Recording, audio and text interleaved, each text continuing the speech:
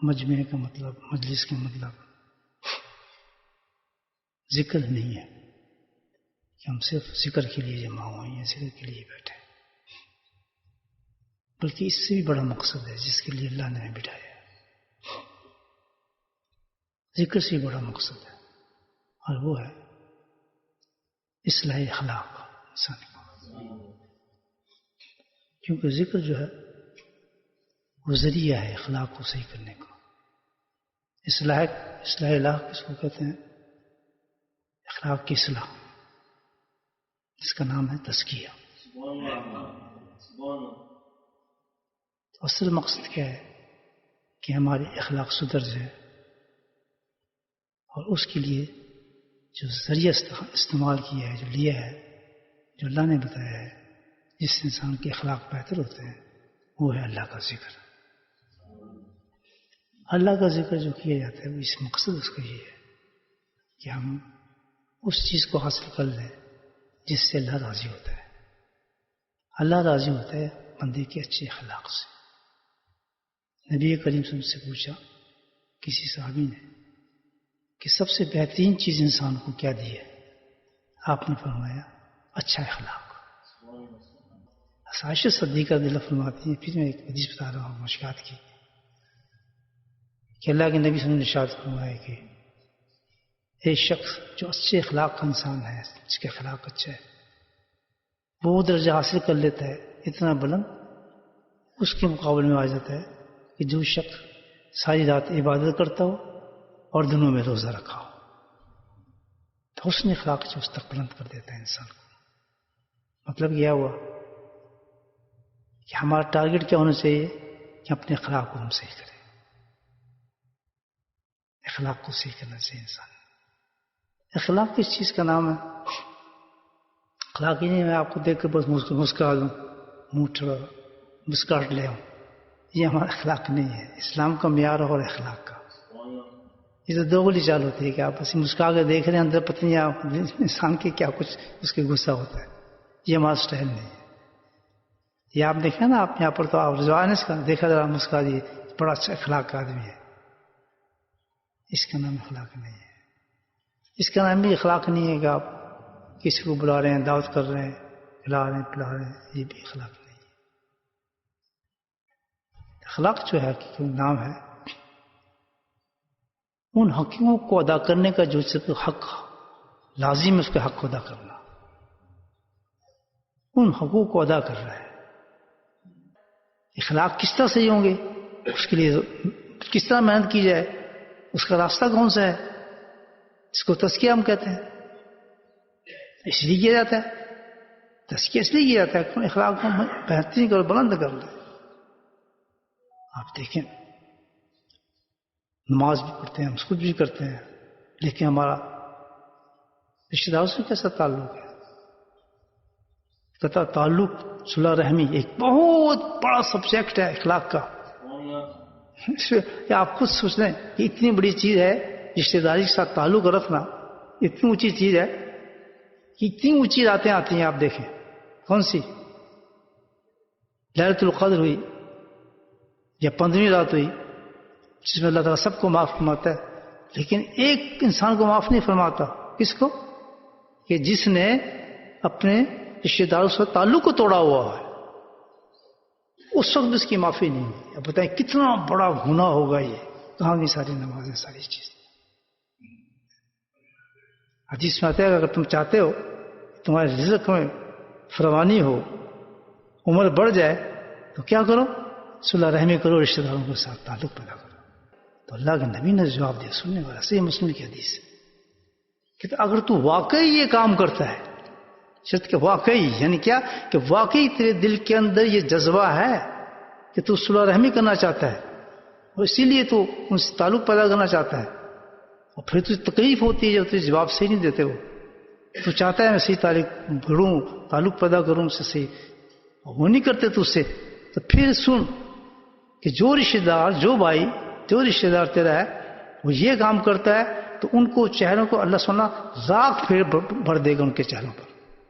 راکھ لگا، راکھ سمجھتے ہیں نا جو مٹی ہوتی ہے چولہے سے نکلتی ہے راکھ، تو یہاں یہ پرو ہے ایک قسم کا اصلاحی بیان فرمایا، اصلاحی. آپ پھر اس چہرے پر کیا کہ ذلیل کر دے گا اللہ ان رشتہ داروں کو، ان بھائیوں کو جو اس طریقے سے ٹریٹ کرتے ہیں. تو وہ صلح کرنا چاہتا ہے اس کے ساتھ. اور تو اپنے کام کو جاری رکھ، کیونکہ تیرا کام جو ہے اگر تو واقعی چاہتا ہے تیرے دل میں یہ چیز ہے تو اپنے کام کو جاری رکھ. کیا ہوگا کہ اللہ سبحانہ تعالیٰ ان کو ذلیل کرے گا، اور ذلیل ہوں گے، وہ معزز ہو ہی نہیں سکتے وہ شخص. نبی صحیح حدیث بتا، ان کو کتنی بڑا ہو کچھ بھی ہو کہتے عزت ملے گی نہیں ان کو. لیکن تیرے ساتھ یہ ہوگا کہ تو ذلیل نہیں ہو رہا ہے، وہ تیری برائی نہیں کر رہے ہیں، وہ تجھے ریجیکٹ نہیں کر رہے ہیں، بلکہ ہوگا کیا کہ اللہ سبحانہ تعالیٰ تیرے ساتھ 2 فرشتے مقرر فرما دیں گے، اور وہ فرشتے تیری مدد کریں گے ہر مقام پر، اور تجھے کبھی بھی اللہ سبحانہ تعالیٰ کسی حالت میں ذلیل نہیں ہونے دیں گے، اور تو معزز ہوگا، مکرم ہوگا. دیکھیں یہ صلح رحمی ہے. اب جی میں اب کیا کروں، میں تو بہت کوشش کرتا ہوں.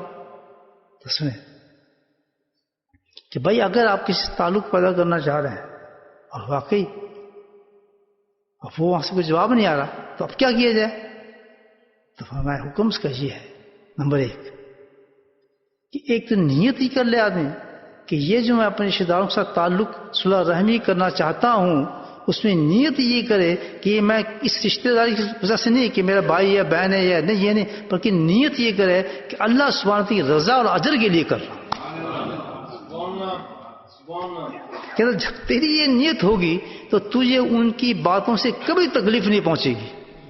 تکلیف اس لیے پہنچتی ہے کہ تیری نیت یہ ہے کہ میں جب جاؤں میں اس کے ساتھ کچھ صلح کروں تو مجھے اس کا بدلہ دے، میں اس کے ساتھ کروں تو مجھے اس کا بدلہ ملے، وہ بھی میری تعریف کرے، وہ بھی میرے سے اس طرح کرے.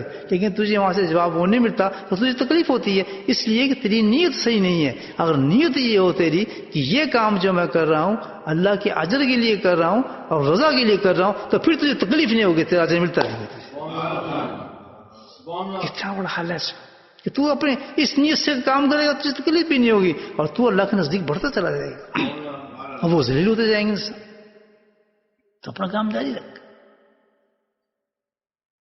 دیکھیں کتنا بڑا حالت ہے. پھر دوسری چیز بتائی کہ تو جو کہتا ہے جی اب میں کیا کروں، کب تک کروں، کیسے کروں؟ تو فرمایا کہ 3 دفعہ ایسی کوشش کر، 3 چانس دے ان کو کہ جس میں کیا کہ تو ان کے قریب بھی جا، ان کو تحفے بھی دے، ان کی دعوت بھی کر، اور ان سے اچھے تعلق کرنے کی کوشش پیدا کر. ایک دفعہ جا کے مکمل طور پہ تو کروں بلا، یا جس طرح بھی چائے پانی تحفے جس سے بھی چاہے تو ان سے کوشش کر کے ان کے ساتھ تعلق اچھا کروں. یہ بہت بڑا معاشرے کا حل ہے. ہماری اتنی دشمنی ہے کہ آپ سوچ نہیں سکتے، جس سے سارے معاشرے ہمارے بگڑ گئے. یہ اس وجہ سے کہ ہمارے اخلاق ختم ہو گئے. ہم عبادت بس ایک ہی چیز سمجھتے ہیں، وہ نہیں کامیاب ہو سکتا شخص، یاد رکھیں وہ جنت میں نہیں جا سکتا شخص، چاہے کتنی عبادات کر لے، کتنی تہجد پڑھ لے، کبھی نہیں ہوگا، بخشا جائے گا.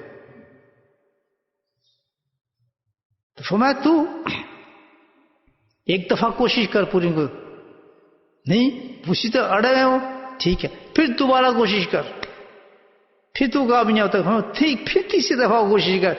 3 دفعہ کوشش کرنے کے بعد تو وقت لگا دیا پورا اپنا، اور ان کا کوئی ٹس سے مس نہیں ہوتا معاملہ. تو فرمایا بس تو فارغ ہو گیا، اب قطع تعلق جتنا بھی عذاب ہوگا وہ ان پر پڑے گا اور وہ جہنم میں جائیں گے.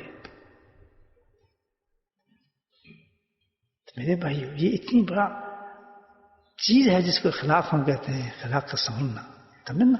اب یہ چیز تو ہے نا ہمارا، لیکن ان احادیث پہ عمل کون شخص کر سکتا ہے؟ اس کے ہم اپنی طرف سے جواز نکال لیتے ہیں، یہ ہم تک کرتے ہیں اپنے. ہم نے بہت سے قانون نکالے ہیں صلح کرنے کے، فلاں کرنے کے.